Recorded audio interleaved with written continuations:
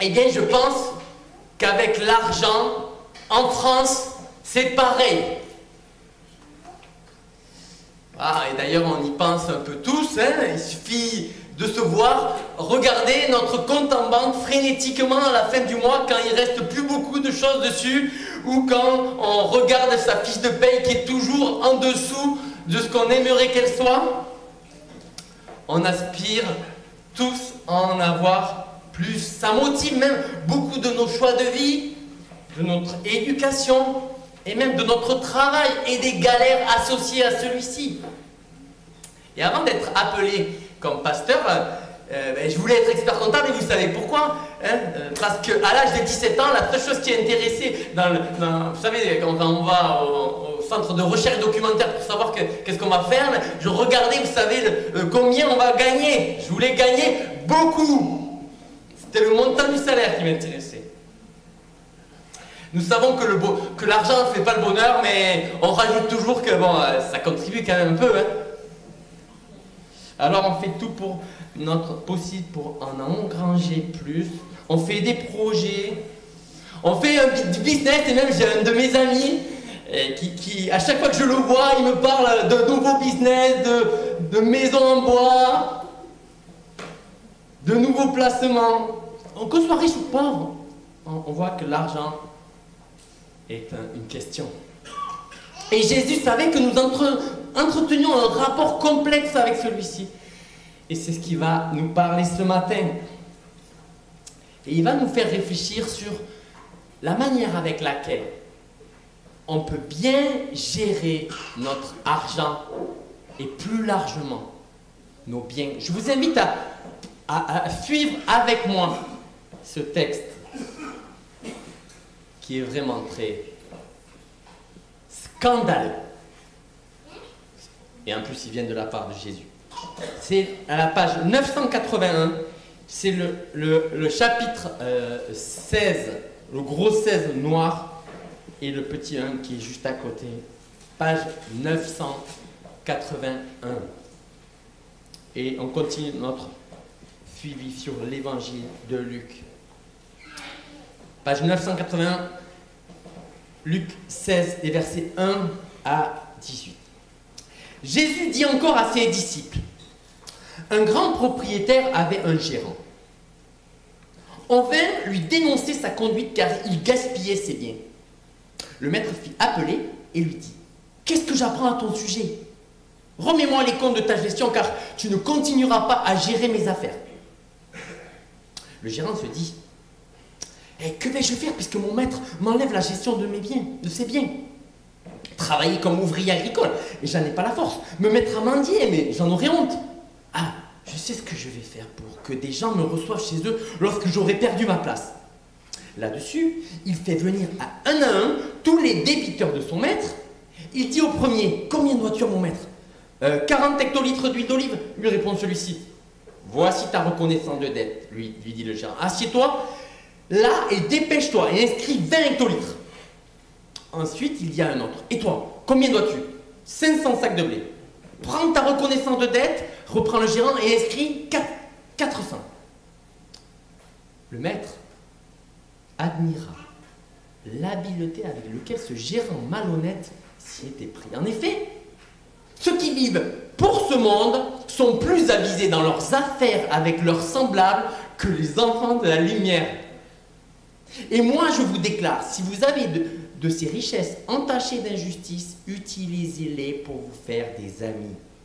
Ainsi, le jour où elles vous échapperont, ils vous accueilleront dans les demeures éternelles. Si quelqu'un est fidèle dans les petites choses, on peut aussi lui faire confiance pour ce qui est important. Mais celui qui n'est pas fidèle dans les petites choses ne l'est pas non plus pour ce qui est important. Si donc vous n'avez pas été fidèle dans la gestion des richesses injustes, qui vous confiera les véritables?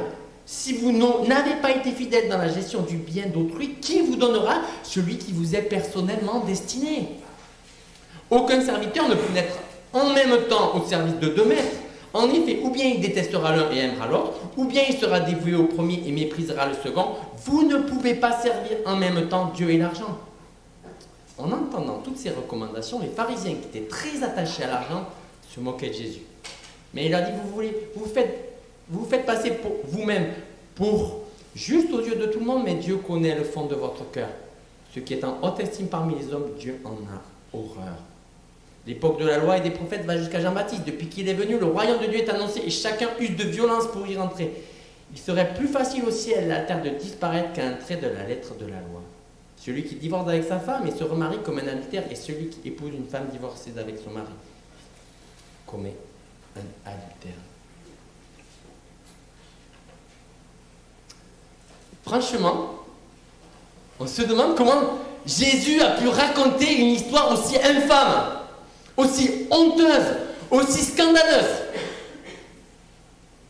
On voit qu'il s'adresse aux disciples et qu'il parle aussi, à la fin, vous voyez, aux religieux de l'époque. Vous savez, ceux qui étaient les religieux bien établis. Et on voit qu'ils aimaient les biens. Alors, essayons de comprendre la pensée de Jésus.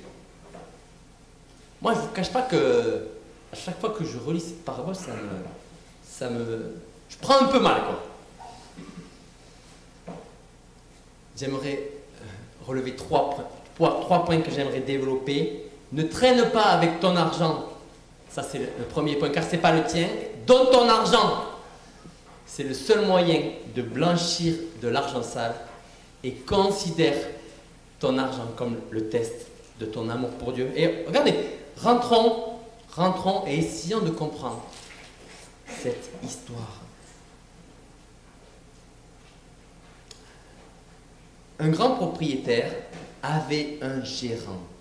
On vint dénoncer sa conduite, car il gaspillait ses biens. Ce maître, ce grand propriétaire, il a confié son domaine à un gérant, à une autre personne. Vous voyez le principe?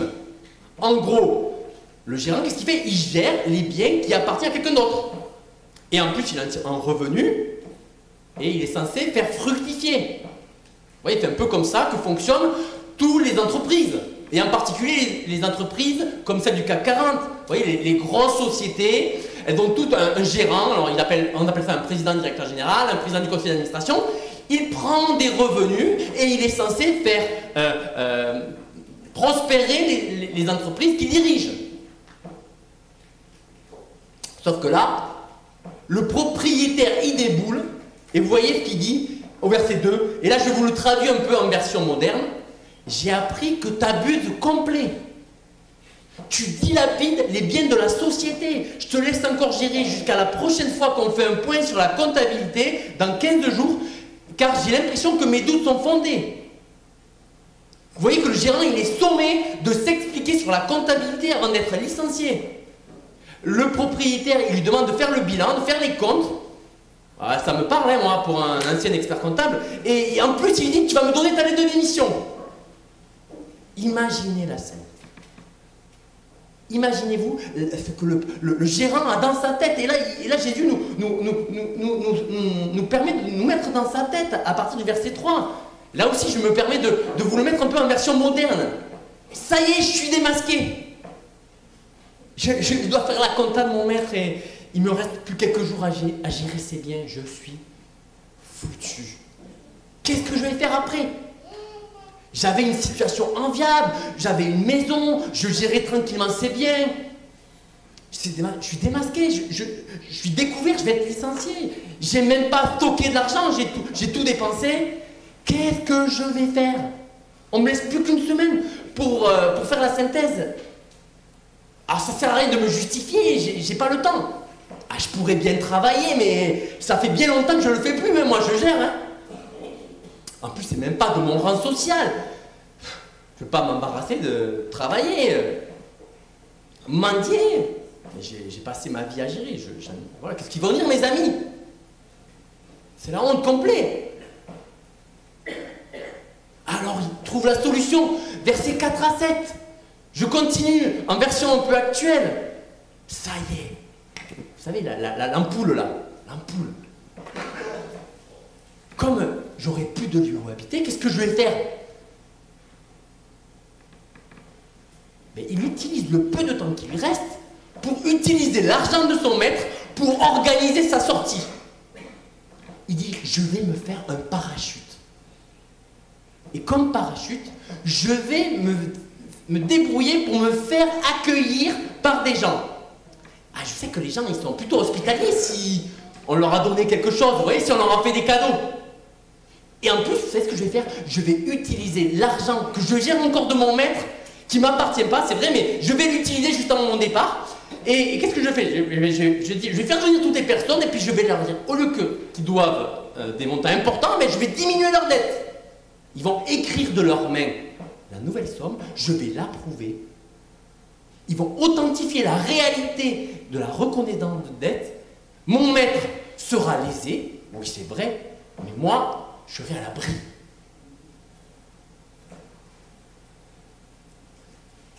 C'est horrible, honteux. Et pourtant mes amis, c'est ce que font tous les responsables de ces grandes entreprises du CAC 40. Qu'est-ce qu'ils font? Ils font nommer leurs amis dans les conseils d'administration des autres entreprises, comme ça quand ils sont licenciés, etc. Ils se retrouvent par-ci par-là, ils se retrouvent toujours Mais c'est aussi le cas de nos présidents. Vous savez ce qu'ils font avant de partir? Ils nomment tous les hauts fonctionnaires. Ils préparent leur sortie. C'est scandaleux. C'est lamentable. C'est tout ce que vous voulez. Mais c'est très malin. Beaucoup plus malin que de récupérer une grosse somme d'argent qui peut vous être redemandée. Mais là, l'argent, il a été donné à d'autres. Je vous décris la pensée du maître au verset 8. Vraiment, ce gérant a été un bandit, un voyou. Non seulement il a dilapidé mes biens, il a falsifié les titres de créance, et en plus je ne peux plus rien contre lui. La compta est tenue en bonne et due forme, il a utilisé mon argent pour organiser sa sortie, il a compris qu'il ne lui restait plus rien à gérer, donc bientôt plus de temps, il a utilisé le peu de temps qui lui restait. Vraiment, ce gérant malhonnête a été habile. Et regardez le commentaire de Jésus, verset 8, deuxième partie. Le maître admira l'habileté avec laquelle ce gérant s'était pris. En effet, ceux qui vivent pour ce monde sont plus avisés dans leurs affaires avec leurs semblables que les enfants de lumière. Ou pour le reformuler, les patrons des grandes sociétés ou les présidents comprennent mieux les fonctionnements de notre monde que parfois le chrétien comprend le fonctionnement du royaume et la manière avec laquelle on doit vivre en chrétien. Non mais, sérieux Samuel? Sérieux toi de dire ça? Est-ce que tu es en train de dire qu'ils sont plus honnêtes que les chrétiens? Non, je ne suis pas en train de dire ça. Jésus n'est pas en train de louer, vous avez compris, la malhonnêteté du gérant. Non, mais il loue quoi? Il loue son habileté et sa compréhension des temps et du monde dans lequel il est. Et il met en opposition la compréhension des disciples et de tous les croyants à leur suite, à la compréhension du royaume. Pour le dire simplement, si vous ne savez peut-être pas que le moment que vous êtes en train de passer est peut-être le dernier de votre vie, et qu'en traversant la rue, vous pourrez peut-être vous faire écraser, je ne vous le souhaite pas, est-ce que vous avez pris toute la mesure de l'urgence de vivre pour Dieu avec votre argent et vos biens? Moi, je me rappelle, j'ai sans doute dû vous le partager, je me rappellerai toujours mon cousin, celui qui était l'un de mes meilleurs, et il s'appelait Vincent, il avait 1 ou 2 ans de moins que moi. Pourtant, un jour, sur un terrain de foot, alors que rien ne le présageait, à l'âge de 18 ans, mon cousin, il est tombé. Il ne s'est pas relevé. Soyons avivés, mes amis. Sachons que le temps est proche. Ce gérant, il avait compris, le temps est proche. Prenons conscience, comme ce gérant, qu'il ne nous reste pas beaucoup de temps à gérer les biens que Dieu vous a donnés. On ne connaît pas notre demain. Ne prenons pas le risque d'être séparés de celui qui veut nous aimer pour toujours. Et vous comprenez, ce gérant, il représente l'ensemble de l'humanité. Nous sommes tous des gestionnaires de l'argent qui ne nous appartient pas. Dieu est le vrai propriétaire. C'est ce que dit Jésus. Nous appelons souvent ce que nous avons, ce que nous gagnons, c'est notre argent, c'est moi qui l'ai gagné. Nous vivons comme si l'argent était le nôtre, comme si nous pouvions organiser, et je m'adresse à moi-même, comme si nous pouvions organiser notre vie bien tranquillement, comme si on pouvait s'assurer du repos avec.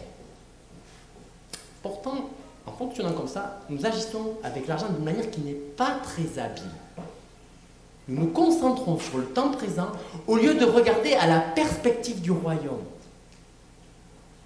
Et on pourrait peut-être avoir une visée moins avisée que ces patrons et ces présidents du monde matérialiste.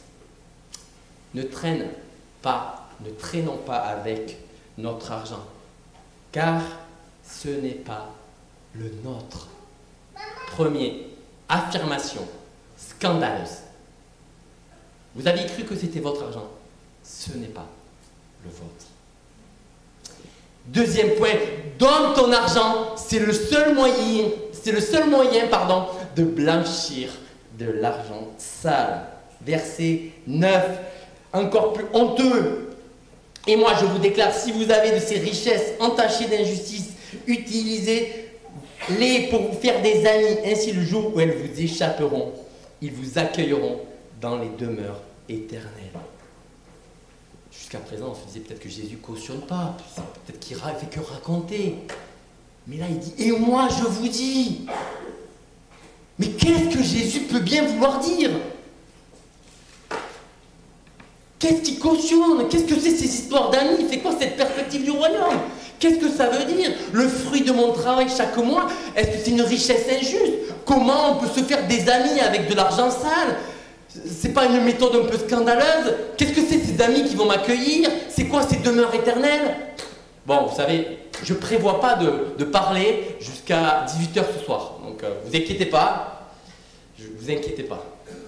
Je vais essayer de répondre courtement à toutes ces questions. Soyez pas inquiets, ça va pas trop durer. Je vous le dis en version moderne. Comme ça. Je vous le dis, Toulousain.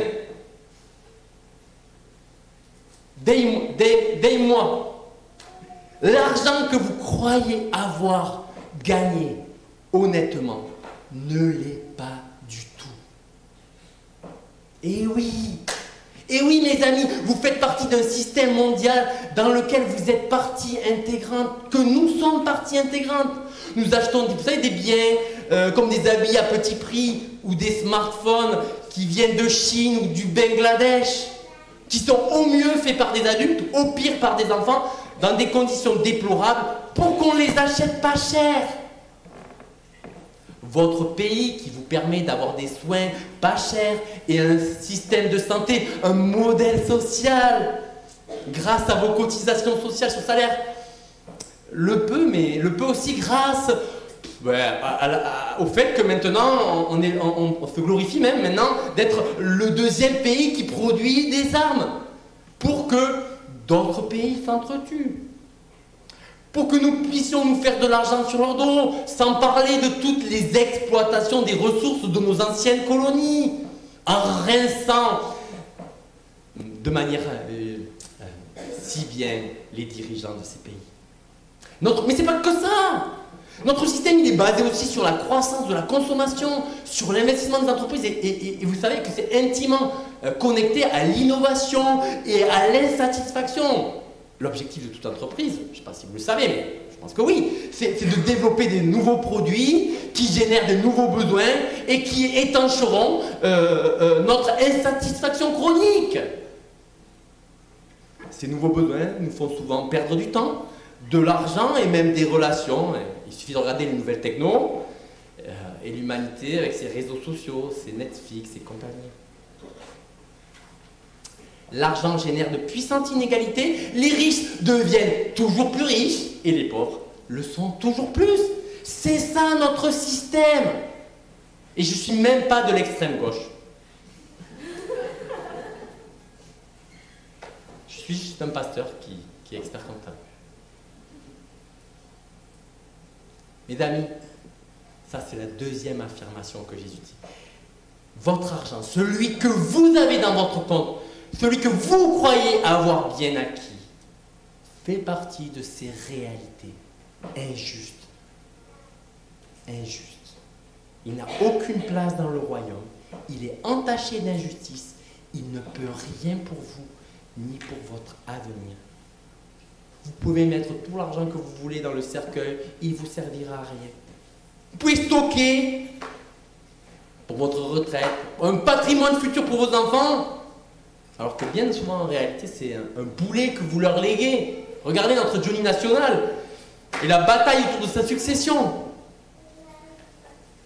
Non, la seule chose que vous pouvez faire, dit Jésus, la seule chose, c'est de vous faire des amis avec. Mais c'est quoi cette histoire d'amis? Pourquoi? Pour que le jour où vos richesses ne vous serviront plus à rien, après la mort, ces mêmes amis vous accueillent là où ils vous auront devancé. Jésus est en train de dire, donnez votre argent, c'est le seul moyen de blanchir de l'argent sale. Donnez-le, car vraiment vous n'êtes pas fou de donner ce que vous ne pouvez pas conserver. En gros, Jésus leur dit, éprouvez une joie immense de voir par vos dons faire progresser le royaume. Donnez, devenez joyeux de le faire. Et découvrez le plaisir que Dieu a depuis toute éternité. Découvrez sa générosité. Découvrez-le de différentes manières. Quand vous faites un don à quelqu'un qui est en galère et vous voyez que c'est dans la communauté peut-être un exaucement d'une prière, donnez-le pour le travail missionnaire ou à des associations qui s'occupent des réfugiés, à des associations qui s'occupent des pauvres. Donnez-le pour les associations qui combattent pour les chrétiens persécutés, on en a parlé. Jouissez du plaisir de donner à vos employés, si vous êtes un chef d'entreprise, une juste rétribution. Donnez à l'église pour que celle-ci rayonne, pas que celle-là, donnez aux églises. Jouissez du plaisir de donner pour vous faire des amis, pour le royaume, pour que le royaume progresse, pour que le plaisir de Dieu vous déborde. Mes amis, je vous dis d'ores et déjà que Dieu ne nous promet rien en retour immédiat. Peut-être que nous n'obtiendrons sans doute rien de tous ces dons. Une seule chose, le don en soi vous aura permis de vous faire des amis. Et ça, c'est un bien précieux quand vous les retrouverez. Donnons pour que notre argent produise des dividendes pour le royaume, pour que des amis nous accueillent. Par cette attitude, nous serons des fins connaisseurs du royaume. Donne ton argent. C'est le seul moyen de blanchir de l'argent sale. C'est chaud quand même. Hein? C'est chaud pour un Français occidental qui n'aime pas parler d'argent. Mais sans doute la conclusion de notre texte est encore plus scandaleuse. Considère ton argent et la manière avec laquelle tu le gères comme un test de ton amour pour Dieu. Regardez le verset 10. Si quelqu'un, ça c'est le genre de verset, vous savez, qu'on envoie, vous savez, je ne vais pas dire par la poste, mais sur les réseaux sociaux, hors de son contexte. Si quelqu'un est fidèle dans les petites choses, on peut aussi lui faire confiance pour ce qui est important.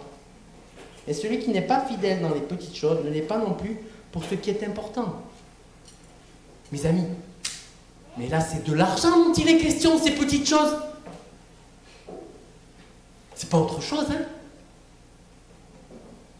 Si quelqu'un, Jésus dit, est fidèle dans la gestion de l'argent, on peut lui faire confiance pour ce qui est réellement important, pour les priorités du royaume.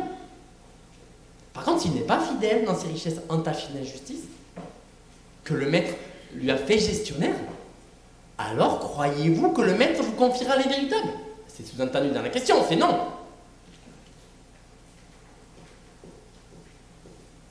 Vous voyez que cette parabole est choquante.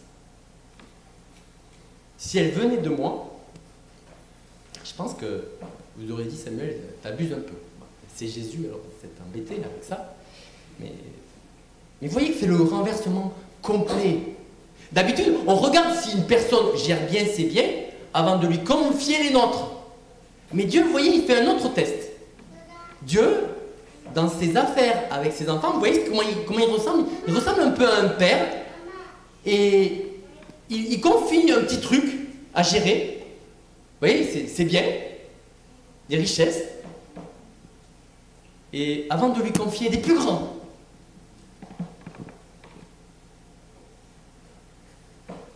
Et il regarde comment on gère ce petit pécule, on regarde comment on l'utilise, et en fonction, il donnera l'héritage complet.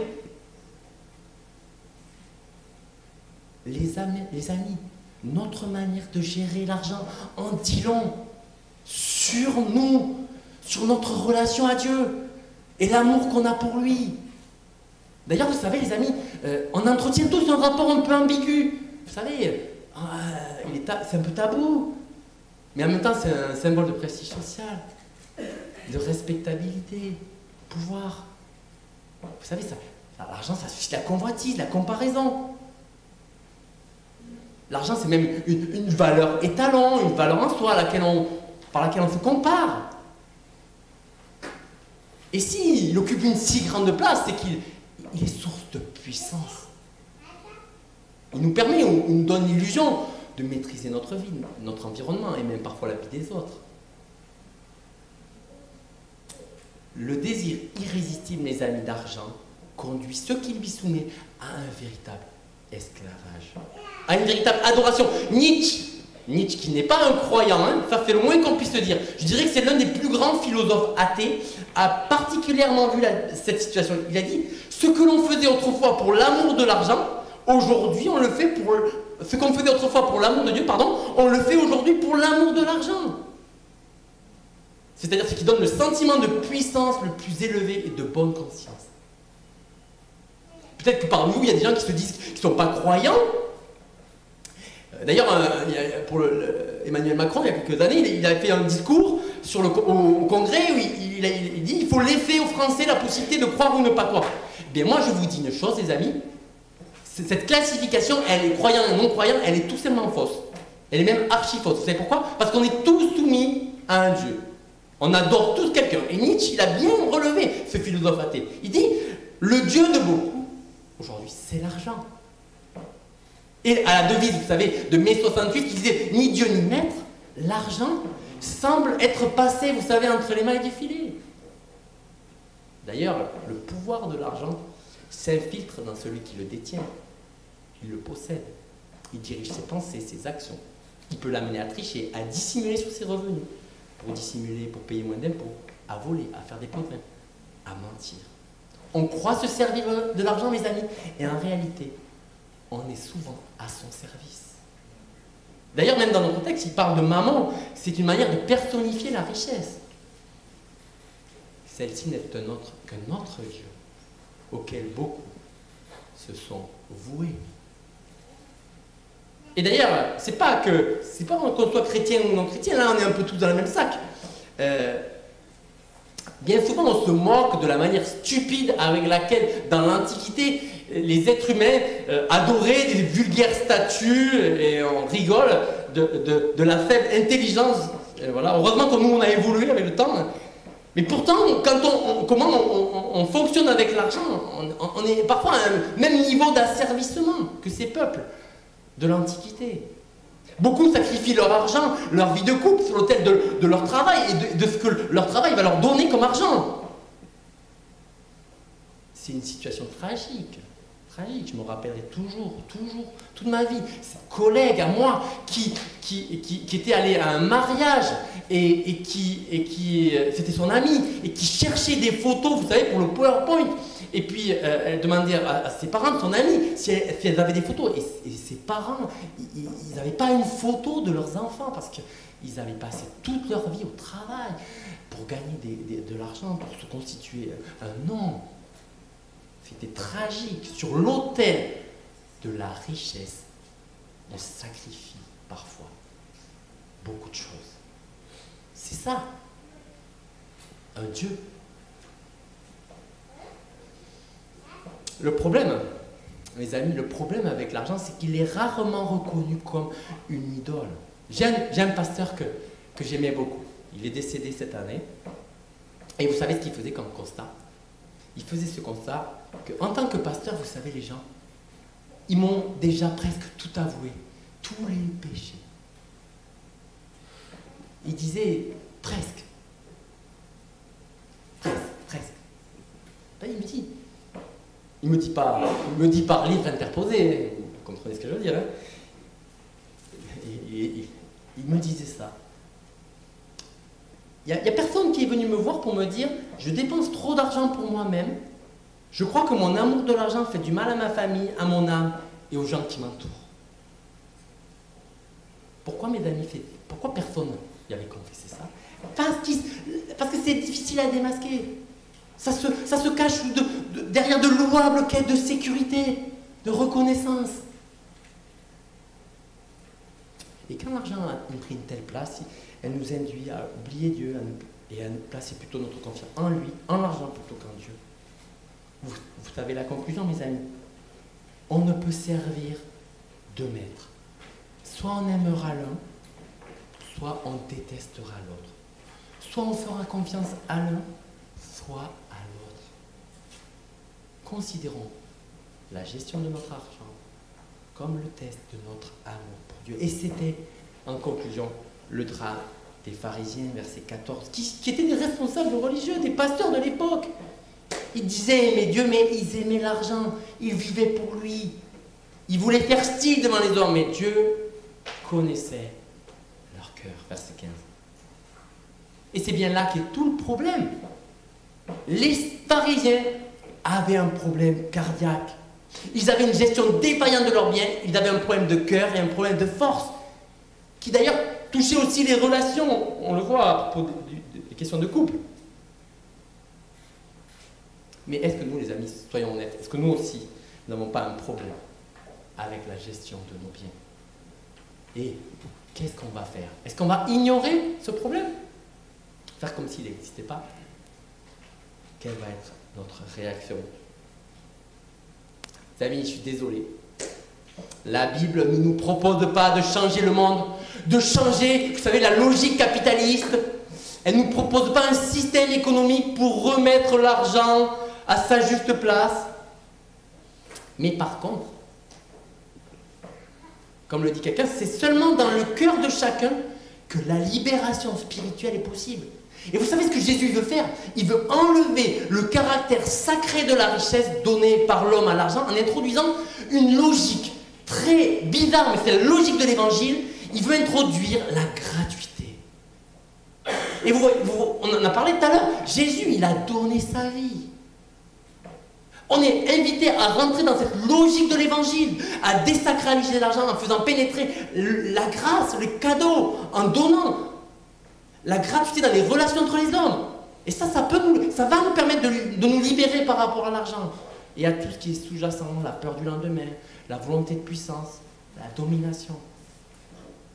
Mes amis, notre gestion de l'argent est un baromètre de notre connaissance du Dieu généreux. Entrons dans la joie de ce Dieu généreux. Rentrez dans la joie du don. Que vous pouvez dilapider des biens qui ne vous appartiennent pas. Que c'est la seule méthode de blanchir de l'argent sale. Et de trouver le plaisir. Le plaisir, alors, de Dieu lui-même. Redécouvrez, mes amis, je vous en supplie, le Dieu généreux. Prions.